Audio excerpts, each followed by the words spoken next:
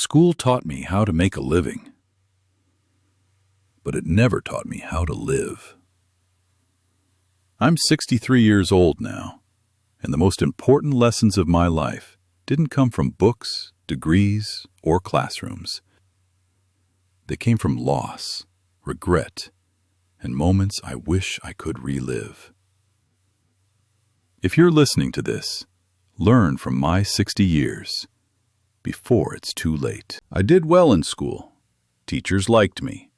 I learned quickly. I memorized what I was told and repeated it back exactly as expected. That system rewarded me. But life doesn't. In my 30s, I was promoted quickly at work. I spoke confidently, quoted statistics, and always had an answer in meetings. People assumed I knew what I was doing, sometimes even when I didn't. The truth is, I was often the smartest person in the room, and the least wise. Wisdom doesn't come from having answers. It comes from knowing when to stay quiet. I learned that after losing a business partnership I should have never entered. The warning signs were there. My gut felt uneasy, but my mind convinced me I was too intelligent to be wrong. I ignored the feeling. I trusted the numbers. I trusted myself. And I paid for it. No school ever taught me that intelligence without humility is dangerous. Lesson 2.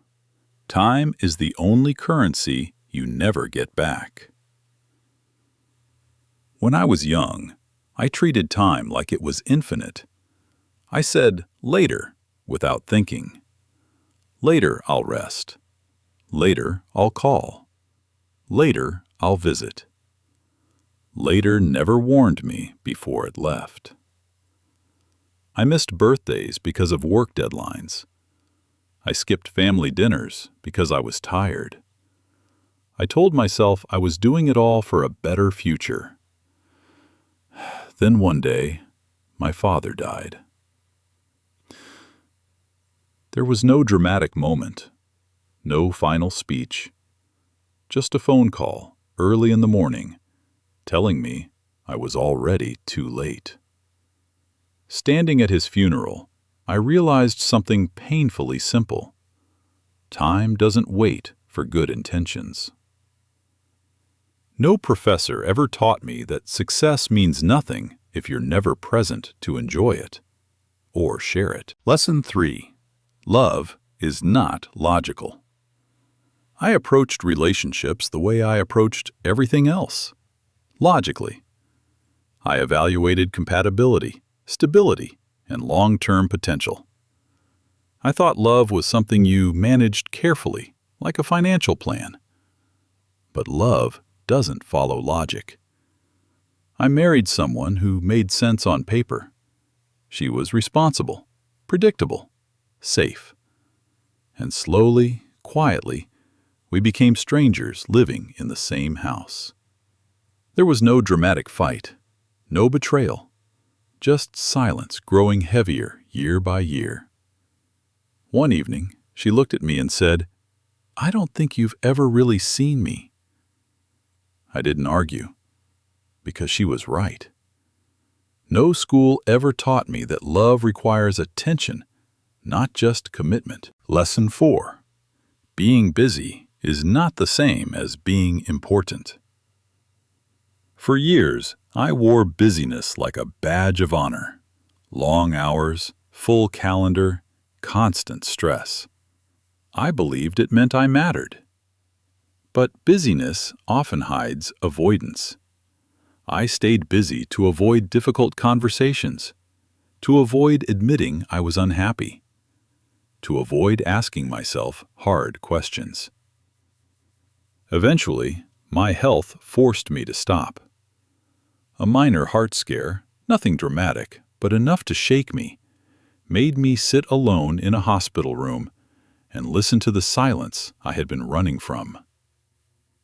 No degree ever warned me that constantly moving forward can still mean you're going in the wrong direction. Lesson 5. Failure is a better teacher than success. My biggest lessons didn't come from achievements. They came from loss. The job I lost, the relationship I failed, the trust I broke and never fully repaired. Failure stripped away my excuses. It forced me to see myself clearly, not as who I wanted to be, but as who I actually was. Success tells you what works. Failure tells you who you are. No classroom ever prepared me for how valuable losing can be, if you're brave enough to learn from it. Lesson 6. Pride costs more than it pays. There were apologies I delayed, conversations I avoided, hands I didn't reach out to. Not because I didn't care, but because my pride convinced me I was right. Years later, I no longer remember what the arguments were about. I only remember the distance they created. Pride protects your ego today and robs your peace tomorrow. No school ever graded me on humility, but life did. Lesson 7. You are not defined by your worst years. There was a period in my 40s I barely recognize now. I was angry, bitter, disappointed in myself and the world. I thought I had missed my chance. I hadn't. Life doesn't end when plans fail. It simply changes direction. Some of the best moments of my life happened after I believed it was too late. No textbook ever taught me that timelines are flexible and that growth doesn't expire. Lesson 8. Forgiveness is more about you than them. Holding on to resentment feels powerful at first. It gives you a sense of control. But over time, it becomes a cage. Forgiveness didn't mean forgetting what happened. It meant deciding not to let it define the rest of my life. No teacher ever explained that forgiveness is an act of self-respect. Lesson 9. You don't need to be remembered. You need to be felt. When I was younger, I wanted recognition, titles, achievements. Now, I want something simpler. To be kind when it matters. To listen when someone needs it. To leave people better than I found them. No award ever felt as meaningful as being truly present for another human being. What I know now. At 63, I no longer chase perfection.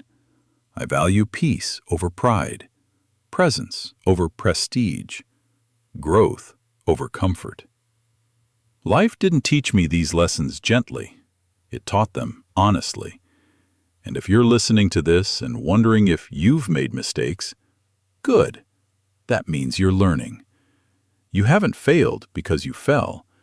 You fail only when you stop paying attention. If I could speak to my younger self, I wouldn't give him answers. I'd tell him to listen more, to feel deeply, to slow down. Because the most important lessons in life are never written on a board. They are lived.